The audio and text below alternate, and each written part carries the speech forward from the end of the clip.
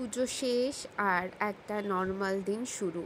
আর আপনাদের জানাই আমার জীবনে স্বাগতম। এই যে শুভঙ্কর বাইক বার করছে, আর এই যে আমার মহারানী দিদিকে টাটা করছে। দিদিকে টাটা করে এখন যাচ্ছে ও স্কুলে। বেশ অনেক দিন পরেও স্কুলে যাচ্ছে, প্রথমবার স্কুলে যাচ্ছে, তো দ্যাটস ওয়াই ও ভীষণ ভীষণ এক্সাইটেড।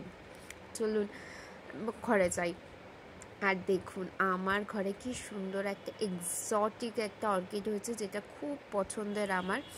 আর এখন আমরা যাচ্ছি আদালতে। আমাদের বিয়ের কাজটা অনেক দিন ধরেই পড়েছিল।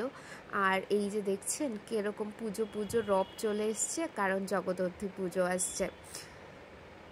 আর এখন পৌঁছে গেছি হলো গিয়ে স্ট্যান্ডের ওপাশেই হলো গিয়ে কোর্টে যাওয়ার কারণ হলো গিয়ে আমাদের বিয়েটা হয়ে গেছে অলমোস্ট 6 বছর হতে যায়, কিন্তু রেজিস্ট্রি করা হয়নি। যেহেতু রেজিস্ট্রি করা হয়নি, তার জন্য ফরিংয়ের পাসপোর্টও হচ্ছে না। সো এটা এখন ওয়ান অফ দ্য ম্যান্ডেটরি ব্যাপার। চলুন আপনাদের কোর্টটা ঘুরে দেখাই। এই যে কোর্টে দেখুন, এত ফাঁকা ফাঁকা কোর্ট আমি প্রথমবার দেখলাম। কোর্টটা তো অবশ্যই অনেকটা ছোট, কিন্তু ভীষণ ফাঁকা ফাঁকা। মানে আমাদের কলকাতাতে কোর্ট যতটা ব্যস্ততম হয়, এইখানের কোর্টটা কিন্তু অতটাই রিল্যাক্সড। মফস্বল এলাকায় হয়তো জিনিসগুলো ঠিক এরকমই হোক। যাই হোক, ফরিংকে বাড়ি নিতে হবে, বাড়ি যাই। নিয়ে চলে এসেছি। আর তারপরে আমার অবস্থা দেখুন, এই যে দেখতে পাচ্ছেন, এই যে আরেকজনকে দেখুন, এও চিপকে আছে, এও চিপকে আছে। আমি আর ভালো লাগছে না, বাড়ি ছেড়ে চলে যাবো। দেখুন গাদা নিচে, গাদা এই যে কি নিচে মামা, ওরে দাদা কি করছে, ওরে দাদা কি করছে, খেলু করছে, কি নিয়ে ক্লিপ নিয়ে খেলু করছে, গাদা নিয়ে খেলু করছে। এই হচ্ছে বাড়ি আসার পর আমার অবস্থা। এই যে স্কুল থেকে এসেই আবার দিদির কলে বসে পড়েছে, এখনও ডাবের জল খাচ্ছে আর দিদির সাথে নানান রকমের গল্প হচ্ছে। ওর মনে হয় বেস্ট ফ্রেন্ডই হলো গিয়ে ওর দিদি।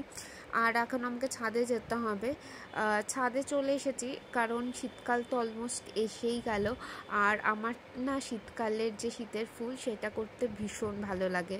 যখন ছোট ছিলাম তখন আমার দিদনের সাথে আমি ছোটোবেলায় নার্সারি যেতাম। দিদন ওখান থেকে ছোট ছোট ফুলের গাছ কিনতো, সেইটা বড় করতো। আর সেটা দেখে দেখেই আমার ভীষণ নেশা এই শীতের ফুলের গাছের। তো দিদন তো নেই, কিন্তু এই অভ্যাসটা আমার শীতের ফুল গাছ করার, সবজি করার অভ্যাসটা রয়ে গেছে। তাই আমি পুরনো মাটিগুলোকে এখন শুকোতে দিচ্ছি। জানেনই তো কদিন ধরে কতই বৃষ্টি হলো, আর মাটিগুলো শুকানোই হয়নি। অন্য বছর অনেক আগে থেকেই মাটি শুকানো হয়ে যায়, এই বছর এখন অনেকটাই দেরি হয়ে গেছে। যাই হোক, এই মাটিগুলো শুকিয়ে রেডি করতে হবে। আর আজকের ব্লগটা এখানেই শেষ করলাম। কেমন লাগলো জানাবেন। চলুন টাটা।